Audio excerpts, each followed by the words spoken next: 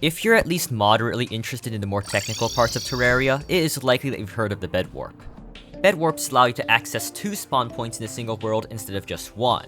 That is both the world spawn and your bed spawn instead of just either one. Bedwarps work by temporarily invalidating the bedroom your bed spawn depends on, allowing you to return to the world spawn.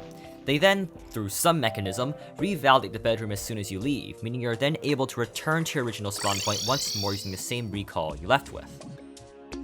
These are exceptionally handy if you need to temporarily access world spawn after already setting your bed, as it means you don't have to walk back to your base to reset your spawn, or if your base is located far from the center of the world, as Bedwarps mean you can access both places conveniently from the magic mirror. There are many methods to pull off the Bedwarp, but they are broadly broken into 2 categories: temporary and permanent Bedwarps. Temporary Bedwarps are manually triggered and single-use, meaning that once the Bedwarp is performed and the house revalidated, the mechanism has to be reset to make it work again. These are more annoying, but have the benefit of being incredibly cheap and simple to set up, which is why these are commonly used in speedrunning where these kind of time saves really matter. These are the ones used early game to save a walk back to the faraway bed. Meanwhile, permanent Bedwarps are automatic and multiple use, meaning that once the mechanism is set, you can essentially alternate between your bed and the world spawn at your pleasure. Although these are hard to obtain, more expensive, and frankly quite niche, they are rather convenient and essentially permanently extend your magic mirror to 2 points in space instead of just 1. So, now that you know what a Bedwarp is and how they work, let's explain the most common Bedwarp mechanisms, starting with the cheap, temporary Bedwarps.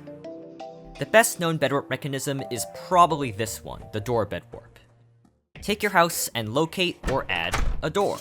Open the door with your body, then place a block of sand above the door. Then create a hole in the frame under the door and sand like this. Make sure there is a block under this hole to catch the falling sand. In this configuration, our house is invalid, as there's a hole in the frame, meaning that we are free to return to the world spawn. However, as soon as we leave, we stop propping open the door, meaning the sand falls from the door frame, filling in the hole we just made. This revalidates the house, meaning next time we can warp right back to our bed. To reuse the Bedwarp, just move the block of sand back up against the door and open it again. Overall, it's a very simple and cheap Bedwarp, which is why it's so common. If you wanted to do a Bedwarp, I would likely recommend this one.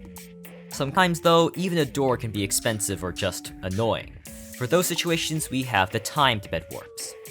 These follow the same principle as the door Bedwarp, filling in an incomplete frame after you already teleport away, but use light timing instead of an auto-closing door, meaning only sand is required. The simplest variation of this is the rope Bedwarp, where you mine out a corner of your bedroom to invalidate it, then drop sand from a high rope to revalidate it.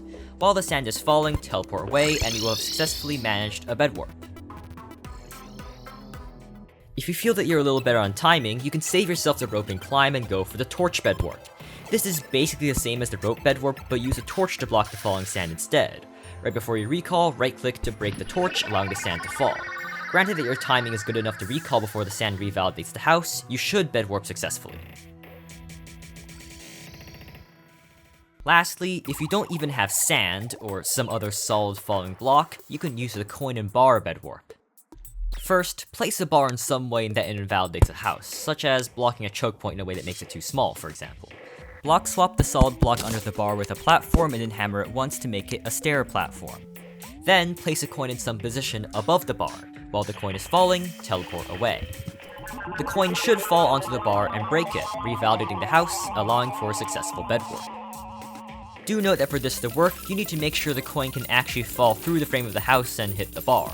I have done this with a hammered platform, which allows the coin to pass through and hit the bar, but also counts as a valid frame for the house. While this method is a bit weird, it is a way to Bedwarp without sand and with very little materials.